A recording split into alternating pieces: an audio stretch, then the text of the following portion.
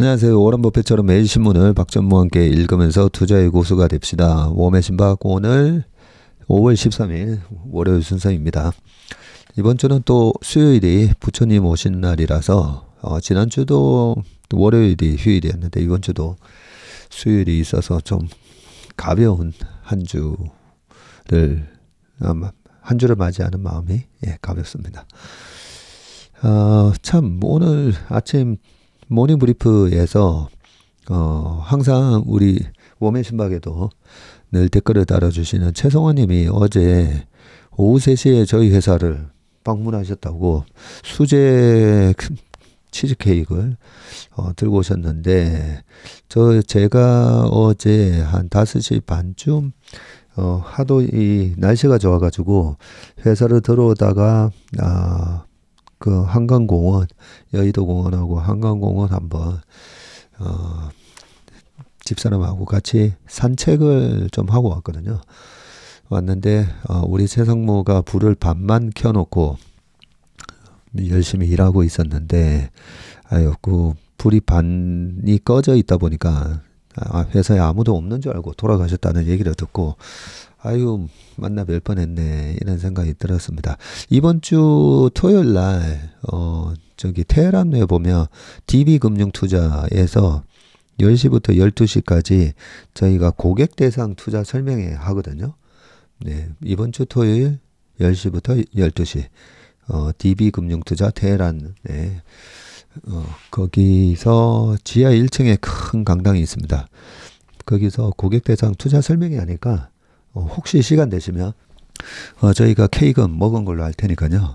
네, 오셔서 얼굴 한번 뵈면 좋을 것 같습니다. 혹시 시간이 안 되시면 일요일 날 오후에는 거의 최상무랑 제가 오후에 늘 나와 있거든요. 네, 나와 있으니까 이번 주 일요일 3시쯤 오셔도 상관은 없습니다. 네, 오시게 되면 저희 회사 그 대표번호로 연락을 주시면 좋을 것 같습니다. 자, 그리고 그 영상은 제가 찍어가지고 어스 쪽에다가 요청을 했습니다. 투자 설명회 영상 중에 뒤에 질의응답 시간까지는 못 올리더라도 전체적인 시장에 대한 그런 전망이나 이런 부분은 지난 주말에도 김영희 교수님하고 많은 얘기를 나눴던 영상 많이 보셨지만 또 조금 세부적으로 교수님은 이제 경제학 교수님이시니까 전체적인 시장에 대한 얘기를 했고요. 조금 디테일한 얘기들이 좀 있을 건데 그 부분도 일단 영상을 찍어서 다음 주 주말에 올리자고 얘기를 해놓은 상황입니다. 올라오게 되면 말씀드리겠습니다. 자, 제가 신문 기사를 이렇게 발췌하다가 가슴 아픈 또 기사가 하나 올랐는데요.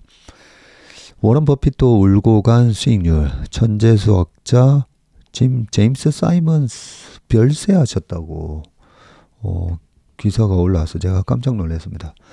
이 마지막 기사인데 이 기사 먼저 좀 보고 가겠습니다. 이분이 쓰신 책 The Man Who Solved the Market이라고 해서 시장의 비밀을 푼 사람에서 책이 재작년인가 나왔고요. 르네상스 테크놀로지라고 뉴욕 바로 옆에 그 롱아일랜드에 있는 헤지펀드인데 전설입니다. 전설. 그 짐 사이먼 86세시군요. 저는 70대 중반 이렇게 생각했었는데 86세에 돌아가셨네요. 한번 읽어보겠습니다. 기업 보고서 분석 같은 전통적인 방법이 아니라 수학 통계적 모델을 기반으로 한 퀀트 투자법으로 현대 금융 역사상 가장 성공한 투자자 중 한 사람으로 꼽히는 짐 사이먼이 86세니까 우리 한국 나이로 하면 거의 87세고 우리도 이제 만 나이로 하는 거니까 그죠? 86세시니까 그러면 1937년생 정도 되시겠네요. 저희 장인어른께서도 작년에 돌아가셨는데 85세로 돌아가셨으니까 자 10일 별세 하셨습니다. 뉴욕타임스 등 외신은 헤지펀드 르네상스 테크놀로지의 창업자 사이먼스가 이날 뉴욕 맨하탄 자택에서 세상을 떠났다고 밝혔고 사인은 공개되지 않았다고 합니다. 뭐 연세가 있으시니까 아무래도 노안이지 않을까 싶고요.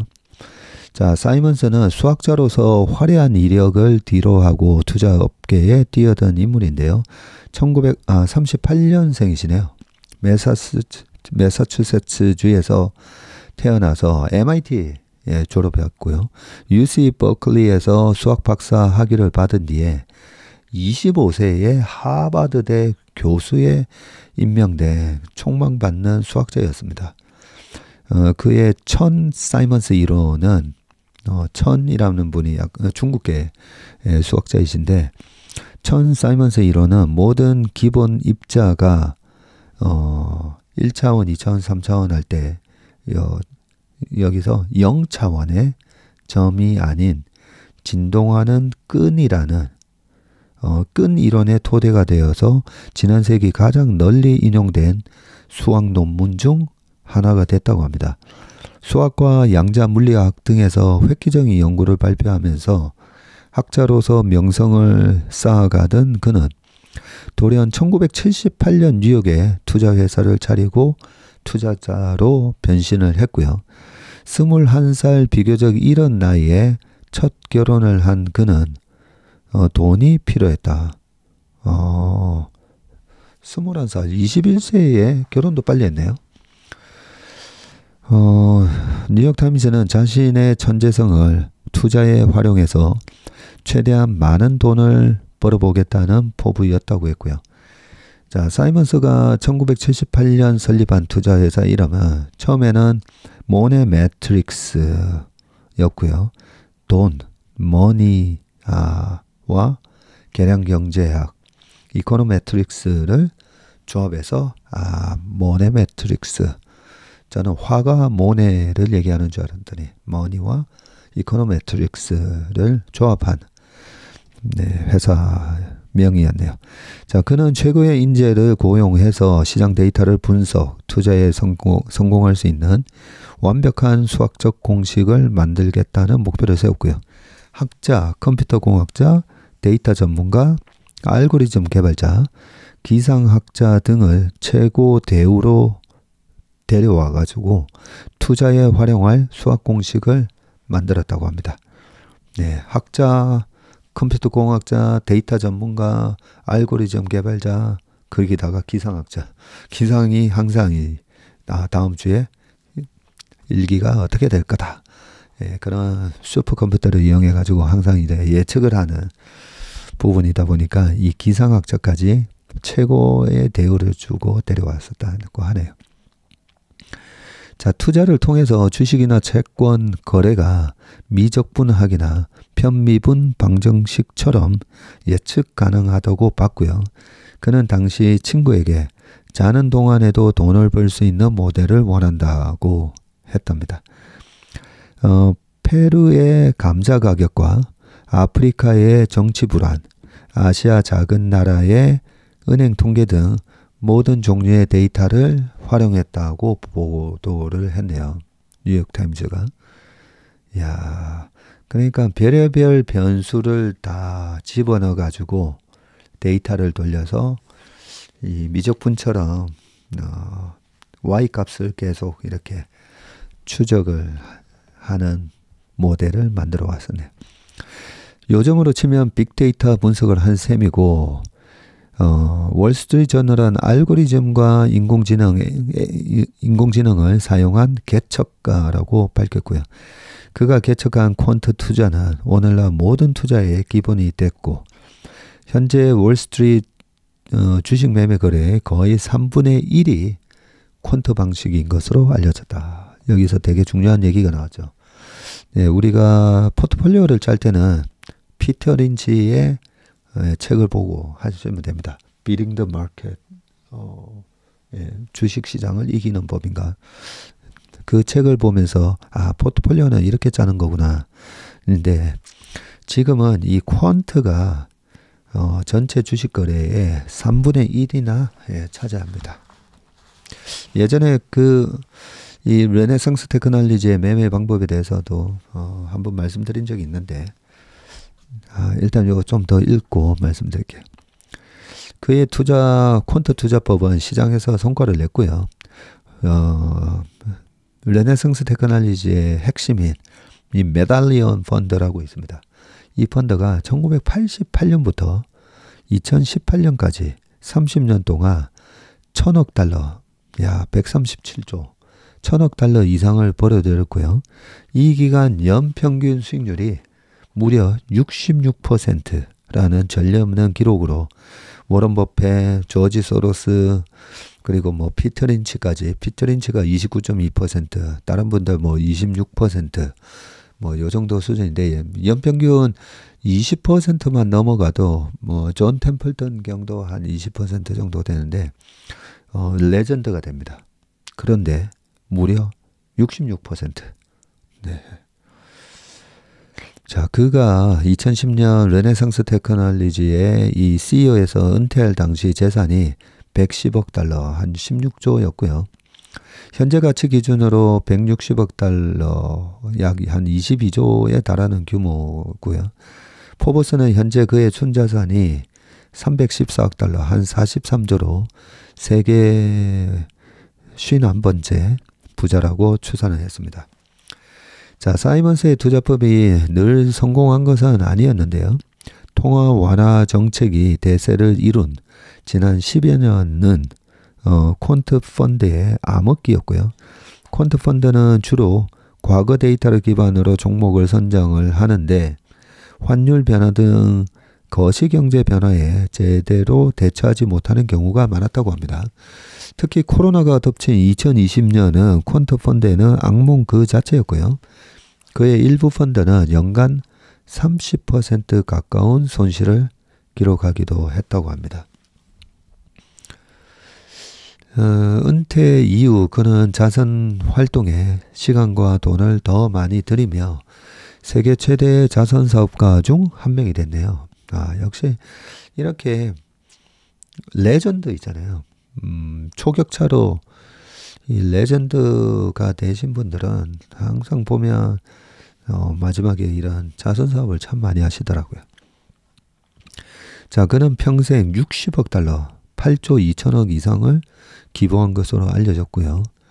사이먼스 부부가 세운 사이먼스 재단은 최대 규모의 기초과학 연구 민간 자금을 보유한 재단으로 꼽히고요. 그는 전 재산의 절반 이상을 기부하는 부자들의 서약, 기빙 플래지의 최초 서명자 중 한 사람이었다고 합니다. 매년 수학, 과학, 교육 부흥을 위해 막대한 돈을 내놓고 있다고 합니다.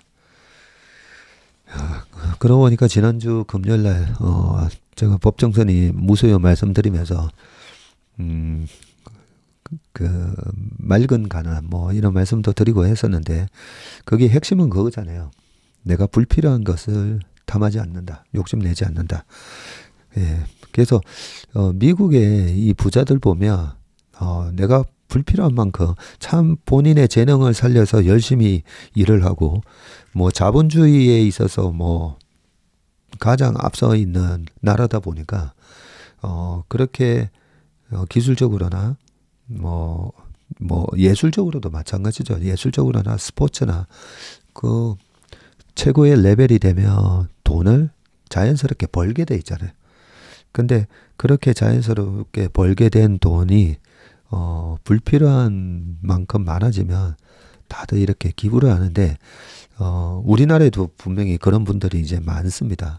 많은데 우리나라에서도 그동안에 이제 재벌 중심의 이 경제 성장이 이루어졌고 저는 이 재벌 때문에 우리가 지금 이 자본주의 사회에서 옛날에는 총칼로 이렇게 전쟁을 통해서 남의 나라의 부를 빼앗아 왔다면 지금은 기업을 통해서 달러를 벌어들이고 기업 자체가 저는 현대사회에서는 이 장수라고 보거든요. 그래서 우리나라 재벌들의 그런 아주 막강한 예전에 미국에서 보면 일본의 그 경제력이 막강을 했을 때 80년대 그때 보면 항상 일본 스모 선수 크게 그려가지고 일본 기업들을 비유할 때 그 뭐 200km 이래 나가는 스모 선수랑 비유를 많이 했었거든요.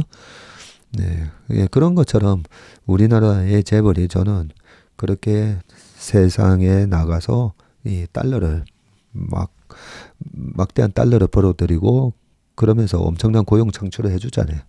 그래서 저는 항상 뭐 삼성을 비롯해서 우리 현대 등등 삼성하고 현대가 있기 때문에 우리가 나갔을 때 자랑스러운 한국인이다라고 말을 할 수 있다라고 저는 생각합니다. 그게 그렇게 달러를 벌어온 달러가 기반이 돼서 거기서 우리의 지금의 엔터테인먼트도 탄생을 했고 뭐 여러 가지로 그렇게 생각을 하거든요. 근데 이제 조금 그런 어마어마한 역할을 이제 하셨는데 그 다음 저는 이제 단계가 바로 이렇게 세계 최대의 자선 사업가들이 이제 저는 나와야 된다라고 생각합니다. 죄송합니다. 제가 주제 넘게 이런 얘기까지는 할 그거는 아닌데 아무튼 이렇게 막대한 돈을 내고 자선 사업을 하시다가 참 멋있게 또 인생을 마감을 하셨네요. 보니까 천재적인 수학자인데 주식시장에 들어와서 또 모든 레전드의 기록을 다 깨버리고 경이적인 수익률을 기록을 했고 그렇게 벌어들인 돈의 또 많은 부분을 자선 사업에다가 또 내놓고 참 멋진 인생을 사신 것 같습니다. 사실 저희 아들의 롤 모델이 예전에 레이 달리오였다가 이 The Man Who Solved the Market 이 책을 읽고 나서 이 짐 사이먼으로 바뀌었었는데 인격적으로는 어떤 분이신지를 제가 잘 몰랐는데요. 참 멋지게 인격적으로도 참 훌륭한 분이셨구나라는 생각이 듭니다. 자, 다시 이제 기사로 넘어가 보겠습니다. 전기 먹는 하마 AI 전기차 폭증 세계가 전력 확보 전쟁이다라고 되어 있습니다. 이 투자를 하기에는 이 관련주들이 너무 많이 올라오긴 했는데 그래도 이 세상에 큰 지금 변화고 우리가 주식 투자를 할 때 조금 우리가 가지고 있는 시간과 돈이 제한적이잖아요. 그러면 좀 효율적으로 공부를 해야 되는데 그 효율적으로 공부하는 것 중에 가장 저는 핵심 단어는 뭐 경쟁 구도도 말씀드렸지만 이 경쟁 구도를 하기 전에 쇼티지라고 생각합니다. 네. 모든 게 이제 수급이잖아요. 모든 가격의 원리는 수급인데 여기서 쇼티지가 나는 그런 산업이 뭔가부터 공부를 하면 평생 주식 투자를 할 때 크게 난처하지 않을 거다 생각합니다. 네, 항상 성장하는 이 가격이 오르는 주식을 살 수 있다고 생각하고요. 쇼티지에서 그게 오히려 쇼티지 단계를 넘어서 공급 과잉, 오버 캐패시티가 되고 그러면서 재고가 쌓이게 되고 그랬을 때는 이제 주식을 팔고 나오고 저는 뭐 가장 중요한 게 요 두 가지라고 생각합니다. 그런 차원에서 지금 쇼티지를 걷고 있는 이쪽 전력 확보 한번 읽어보겠습니다. 선진국들 전력난 시달려 미 버지니아와 데이터 센터 신설 제한. 미국 버지니아주에서 데이터 센터를 신설하는 걸 제안을 했군요. 자, 2차 산업혁명 이끈 전기인데 100년 만에 AI 혁명 시대에 큰 변수로 부상을 했다고 합니다.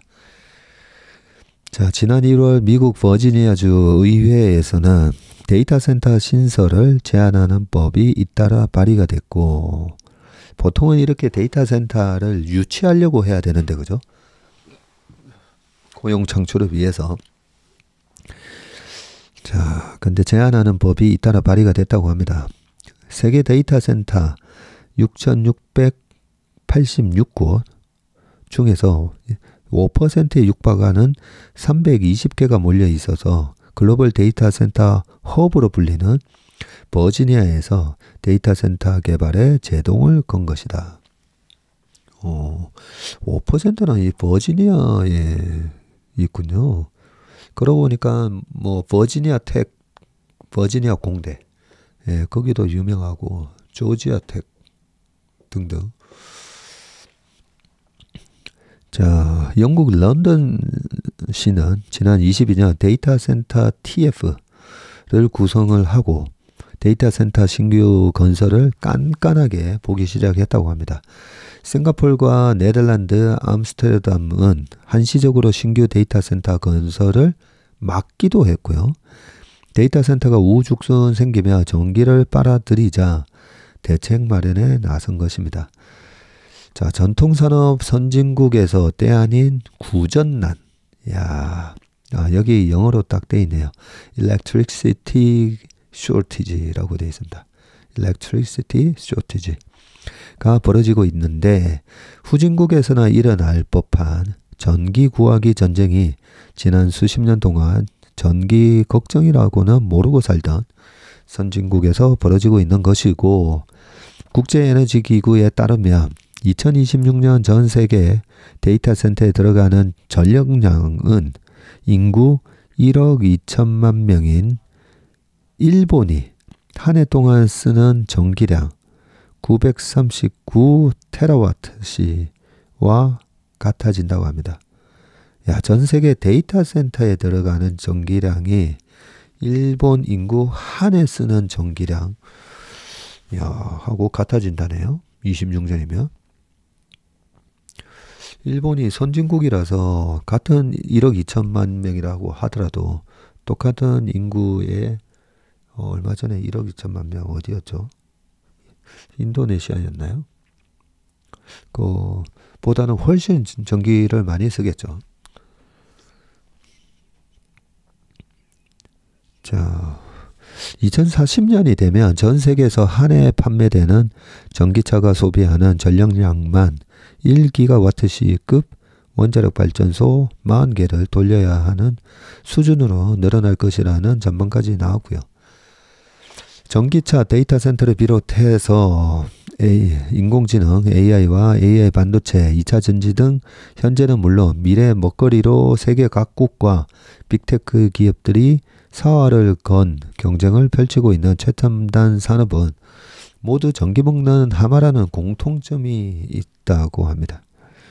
2차 산업혁명 시대에 본격적으로 사용된 전기가 100년이 지난 AI 혁명 시대에 또다시 산업의 주역으로 자리 잡고 있고, 일론 머스크는 지난 3월 내년에는 AI용 반도체를 모두 구동할 만큼 충분한 전력을 찾을 수 없다는 것을 알게 될 것이라고 말했는데요.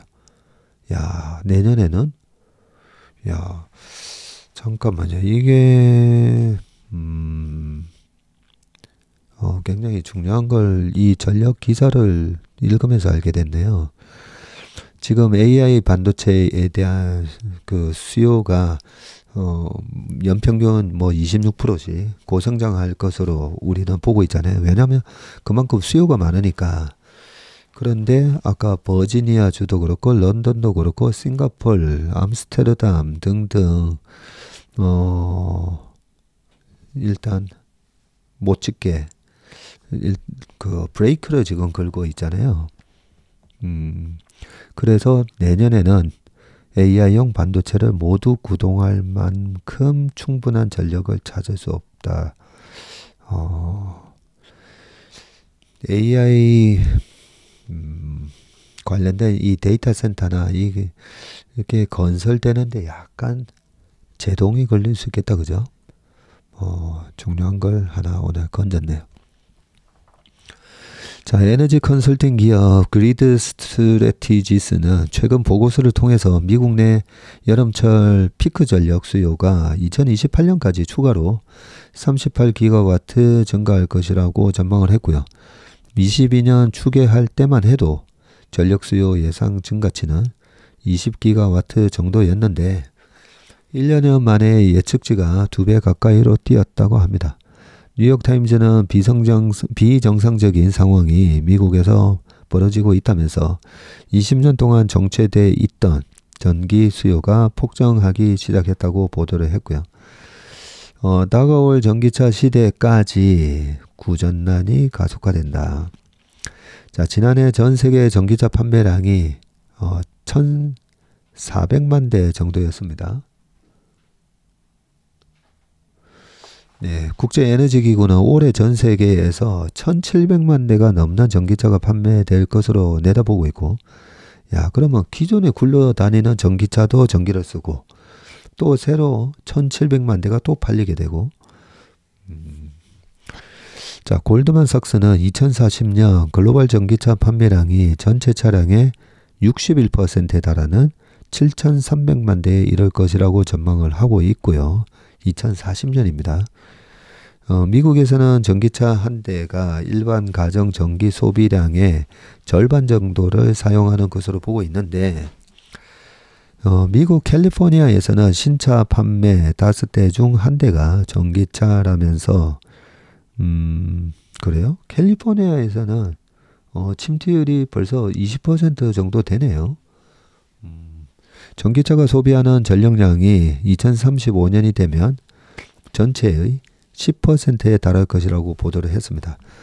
자, 본격적인 전기차 시대가 열리면 전기 수요가 폭증할 수밖에 없는 것이고, 자, 빅테크 기업은 물론 첨단 제조 산업이 집중된 미국은 다른 나라보다 구전난을 먼저 체감하고 있는데, 미국에는 전 세계의 38%를 웃도는 2,562개의 데이터 센터가 있네요.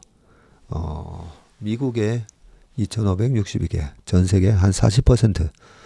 자, 2위가 영국인데, 야, 347개밖에 안 되네요. 3위가 독일, 313개. 예. 자, 보스턴 컨설팅 그룹에 따르면 미국 데이터 센터가 소비하는 전력량은 22년 130 테라와트시 고요. 이게 1000기가와트시입니다. 2030년에는 3배인 390 테라와트시로, 야, 3배나 또 급증을 할 전망이고요.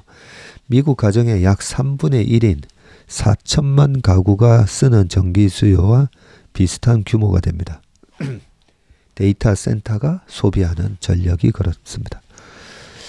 IRA 그리고 칩스법 등 적극적인 리쇼어링 정책에 따라 급증하는 제조업도 전력 수급에는 부담으로 작용하고,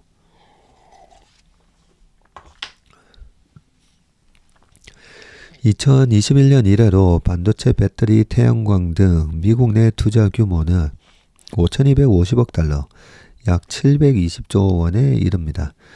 SK와 현대차, 한화 등 국내 기업들의 공장도 몰리는 조지아주는 10년 뒤 전기 소비가 현재의 17배로 늘어날 수 있다는 전망도 하고 있고, 애리조나주에서는 이대로면 10년 내에 기존 전력망이 수요를 따라잡지 못하며 문제가 커질 것이라는 우려가 나오고 있습니다. 10년 내에. 자, 미국 등 선진국을 중심으로 구전난에 대한 우려가 커지는 가운데 빅테크 기업들은 천문학적인 자금을 투입하며 돌파구를 찾고 있고요. 선진국에서 충분한 전기를 확보하기 어려워진 빅테크들은 상대적으로 전력 사정이 나은 중동, 동남아시아 등으로 기지를 확대하고 있고, AI 혁명이 확산하는 상황에서 과거 제조 기반을 제대로 못 갖췄거나 제때 IT 바람을 타지 못했던 국가들에서 구전난을 극복하겠다는 것입니다. 사티아 나델라 마이크로소프트 CEO는 최근 동남아시아를 순방하면서 각국의 투자 보따리를 풀고 첨단 산업 기지 구축에 나섰는데, 인도네시아는 조코 위도도 대통령을 만나 인도네시아에서는 위도도 대통령을 만나 인도네시아 클라우드 서비스와 AI 인프라를 구축하는 데 4년 동안 약 17억 달러를 투자하겠다고 밝혔고요. 지난 1일에는 태국을 찾아서 또 10억 달러 투입하겠다고 했군요. AI 기술을 2030 전략의 핵심 산업으로 꼽는 사우디에서는 AWS가 2026년 완공을 목표로 7조 2천억 원을 투입해서 디지털 인프라 구축을 진행하고 있습니다.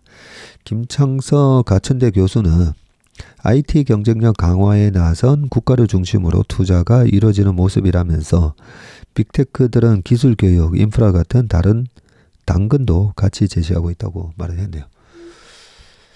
야, 이것만 읽어보아도 좋은 정보를 많이 얻게 되고, 앞으로 이제 투자를 할 때 약간 좀 굉장한 임플리케이션을 주는 내용들이 좀 있네요. 보니까 일단 요 기사 2개가 돼 있거든요. 좀 더 읽어보겠습니다. 태양광 풍력만 믿었다가 낭패. 자, 지난 몇 년간 글로벌 사회의 에너지 화두는 지구 온난화 등을 염두에 둔 신재생 에너지였고요. 하지만 안정성이 떨어지는 재생에너지에 대한 과도한 의존이 지금의 구전난을 심화시킨다는 지적이 나옵니다. 원인 또 파악을 한 다른 후속 기사군요. 자, 로이터에 따르면 인도는 다음 달 14년 만에 최악의 전력 부족 사태에 직면할 것으로 전망을 했고요. 현지 전력 당국은 태양광 발전소가 가동을 못하는 야간에는 부족한 전력 설비 규모가 원전 14기에 달하는 14기가와트시에 이를 것으로 예상을 했는데, 해마다 경제 성장률이 7%대를 기록하며 급성장하는 인도이지만 경제 성장의 동력이 될 전기 부족 문제에 부닥친 것이고, 인도 정부는 앞서 재생에너지 확대에 나서며 석탄 발전소 건설을 6년 동안 멈춰섰네요. 인도는 지난해 신규 석탄 발전소 건설에 나섰지만 가동까지는 최소 4년이나 걸린 전망이라고 합니다. 미중 갈등 속에 전기차, 반도체 등 북미 시장 공략을 위한 각국의 첨단 산업 생산 기지로 뜨는 멕시코에서는 지난 7일 수도 멕시코시티 인근 여러 도시에서 대규모 정전 사태가 벌어지기도 했네요. 현지 전력 당국은 풍력과 태양광 발전량 감소가 정전의 원인이었다고 했네요. 자, 미국 텍사스에서는 최근 들어서 풍력 발전이 급감을 하자 하루 만에 전력 현물 도매 가격이 100배 급등했네요. 지난 7일 메가와트 시당 32달러였던 가격이 하루 뒤인 8일 저녁에는 3,000달러까지 치솟았다고 합니다. 야, 그래요. 전기 공급이 부족할 수 있다는 경고가 나오자 즉시 전기를 살 수 있는 현물 가격이 비정상적으로 오른 것인데, 풍력은 텍사스주에서 천연가스 다음으로 비율이 큰 발전원인데, 그래요? 풍력이 텍사스주에서는 지난 1월 발전량은 작년 같은 달보다 22%나 줄었네요. 삼성전자 반도체 공장이 있는 텍사스는 풍력과 태양광 등 재생에너지 발전량이 미국 주 가운데 가장 많은 곳이라고 합니다.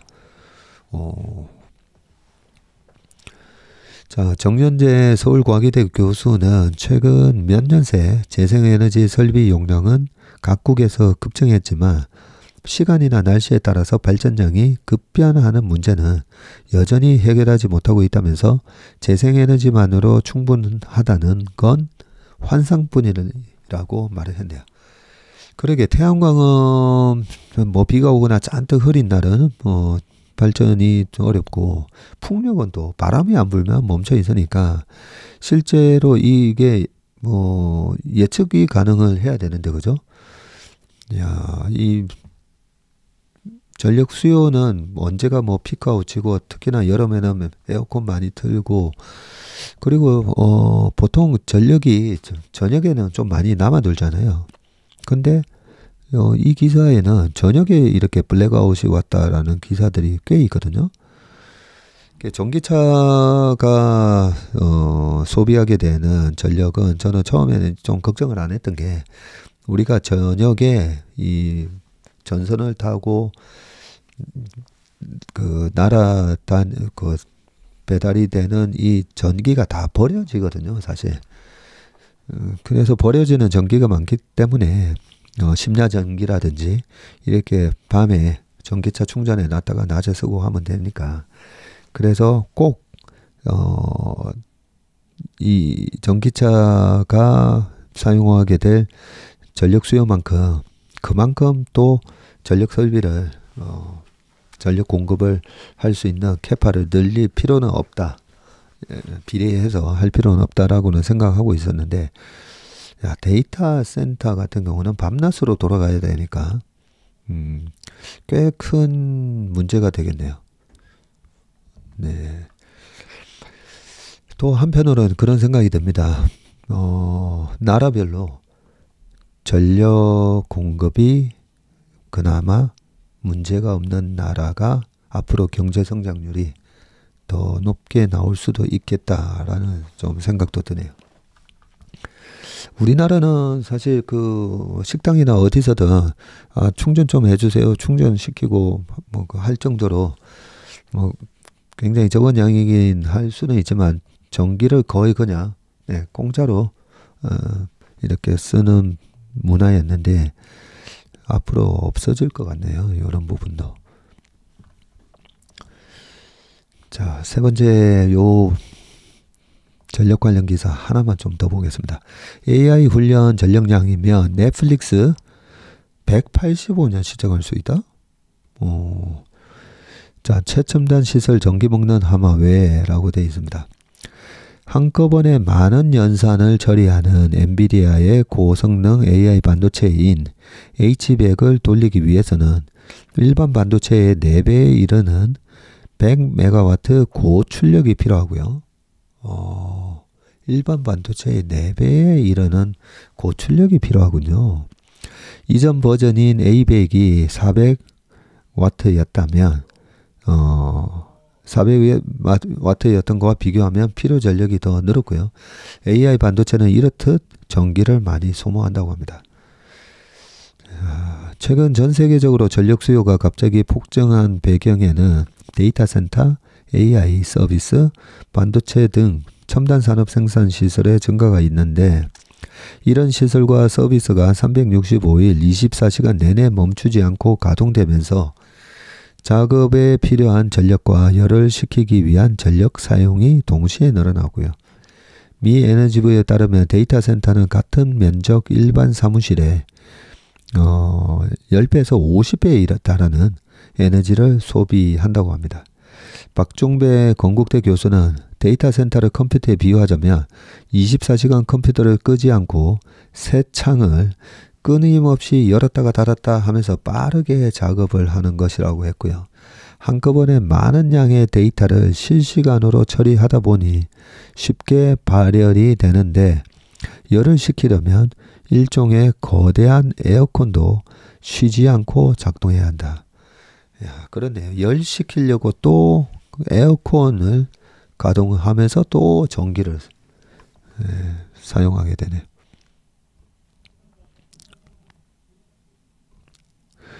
자, 챗GPT와 같은 AI 서비스도 마찬가지인데, 사진, 영상, 문서 등 데이터를 한꺼번에 처리를 하고 특성이나 패턴을 빠르게 추출해내는 데는 많은 전력이 들어가게 되고요.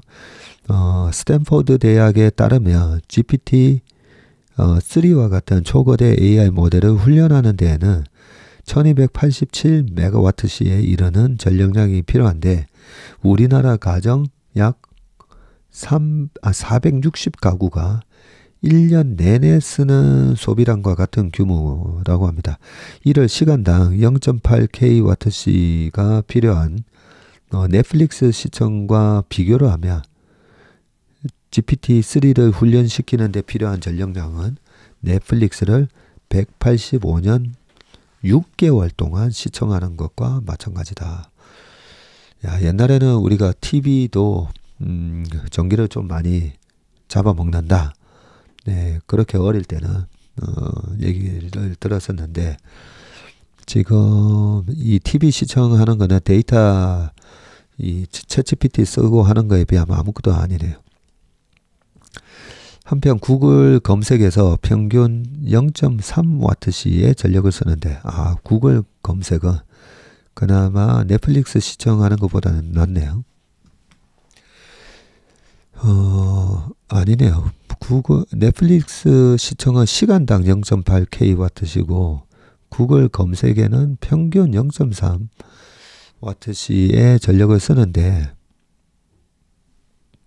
생성형 인공지능 AI 챗GPT는 10배에 가까운 2.9W시가 필요하다고 합니다. 조홍종 단국대 교수는 AI 서비스는 언어뿐 아니라 색깔 하나, 어떤 사물의 곡선의 정도까지도 모두 파악해서 복잡한 연산을 하고 특히 최근에는 거대 언어 모델 등 더 빠르고 더 똑똑한 기술도 개발되면서 전력 소모량이 많아졌다고 했습니다. 작은 먼지에도 쉽게 고장날 만큼 민감한 반도체 등 첨단 산업 생산 시설도 대표적인 전력 다소비 시설이고 자동차 정류 등 업종을 불문하고 앞다퉈서 스마트 공장을 도입하면서 공공 곳곳에서 AI 기술을 접목하고 있기 때문이고요. 이 과정에서 고도화된 장비를 사용하고 기술을 구현하는 것뿐 아니라 일정한 온습도와 이물질이 없는 클린룸을 유지하는 데도 전기가 많이 쓰인다고 합니다. 야, 이렇게 보면 어쩔 수 없이 가격을 올려서 전기 가격을 올려서 전기를 좀 덜 쓰게 할 수밖에 없잖아요. 네. 금리를 올려서 뭐 투자 수요나 여러 가지 소비 수요를 억누르는 것처럼 뭐 가장 간단한 방법은 전기세 인상인데 이게 물가와 또 연동이 되고 전기세를 올리게 되면 이 서민들의 또 생활에 그죠 부담을 주다 보니까 아무래도 산업용 전기의 전기료가 좀 올라갈 가능성이 있고 우리나라에서 전기를 가장 또 많이 쓰는 대표적인 기업 중에 하나가 고려아연 같은 회사가 전기로를 사용하기 때문에 전기를 굉장히 많이 쓰는 걸로 제가 알고 있거든요. 그래서 예전에 이 전기가 쇼티지가 일어날 것 같은 한여름 8월달 7, 8월에는 그런 기업들한테 전기를 평소만큼 안 쓰는 만큼 오히려 한전에서 그 보조금을 줬던 걸로 제가 기억이 나는데요.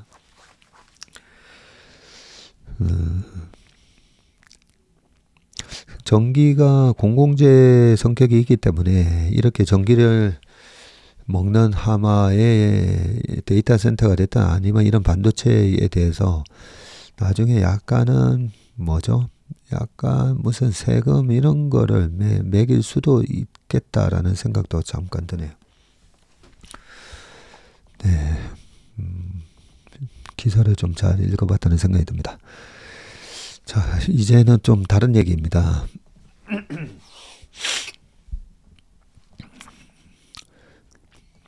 일단 그 좀 전에 이 AI와 관련되고 마구잡이로 계속 이 전력이 쇼티기 때문에 이 쇼티지를 메꾸기 위해서 계속 공급만 하면 그 쇼티지 수요만큼이 다 팔릴 거다라는 요 부분에 있어서 일단은 큰 메시지를 줬다 그죠?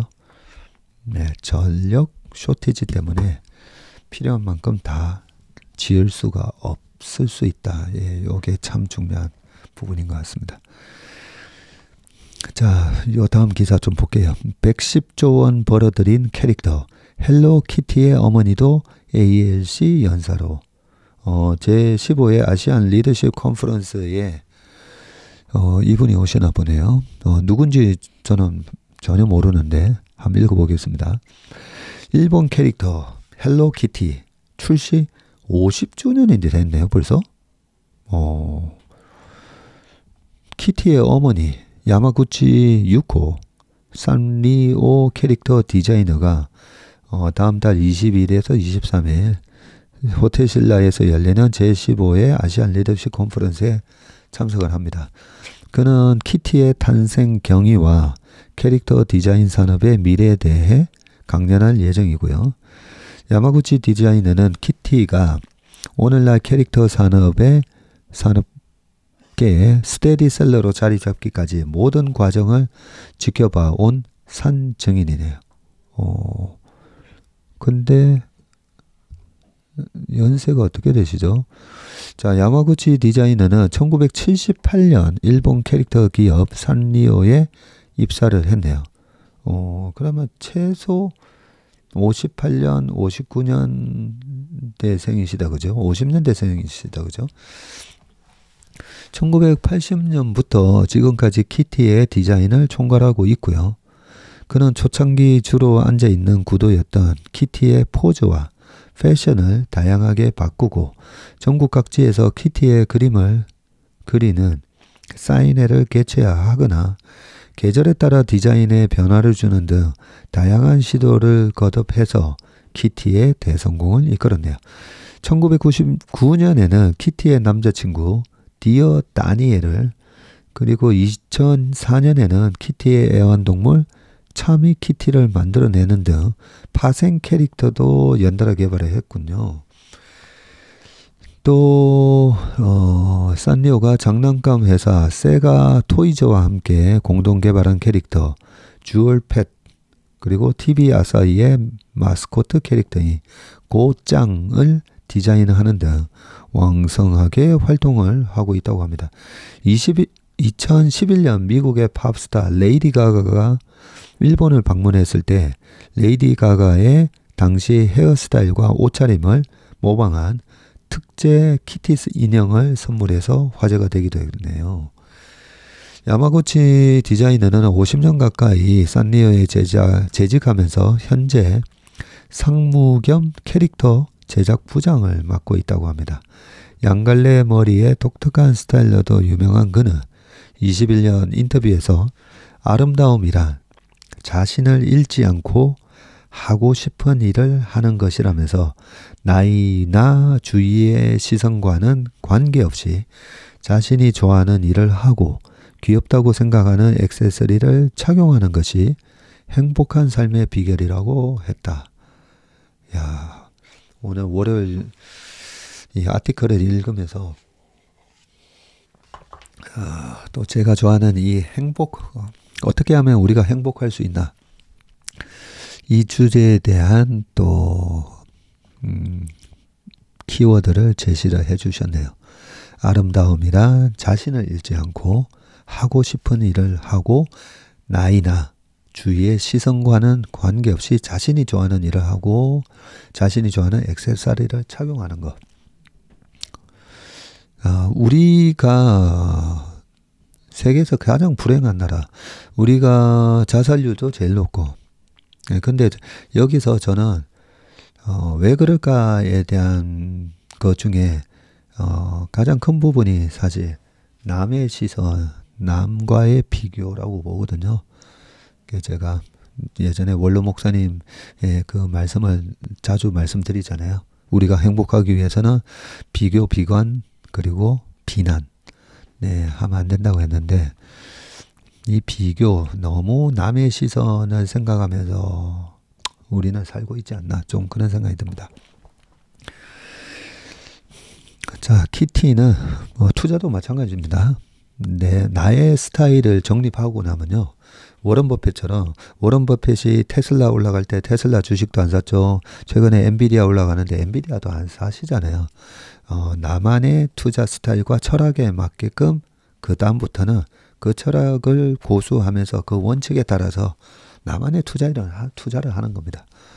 그게 행복한 투자의 가장 첫 걸음이라고 생각하는데요. 자꾸만 뭐 어디서 뭘로 수익이 많이 난데 저기서는 누가 저걸로 벌었대. 뭐 무슨 주식이 있는 사람과 무슨 주식이 없는 사람으로 갈린데 그런 자극적인 뭐 유튜브나 뭐 기사 이런 거 저 되게 참 이 사람의 마음을 그죠 불편하게 만들잖아요. 근데 그런 거에서 초월할 줄 알아야 된다고 생각합니다. 아이고. 자, 키티는 당초 미국 만화 피너츠의 스누피 상품을 판매할 때 짝을 이루기 위해 의인화된 고양이 캐릭터로 기획이 됐고요. 1974년 비닐동전 지갑에 인쇄된 캐릭터로 첫 선을 보였지만 74년에 탄생했군요. 자체적으로 별 특색이 없어 70년대 말부터 인기가 하락하는 추세였는데 키티의 디자인을 일신해서 오늘날 산리오를 대표하는 인기 캐릭터로 만들어낸 게 바로 야마구치 디자이너라고 합니다. 키티는 현재까지 약 800억 달러, 110조 원 이상의 수익을 올린 것으로 추정이 되고요. 지금까지 가장 많은 수익을 벌어들인 미디어 프랜차이즈 순위에서 포켓몬에 이어서 2위를 굳건히 지키고 있다고 합니다. 130여 국가에서 상품 5만여 종이 판매되는 키티의 추정 자산 가치는 약 200억 달러에 달한다고 합니다. 네.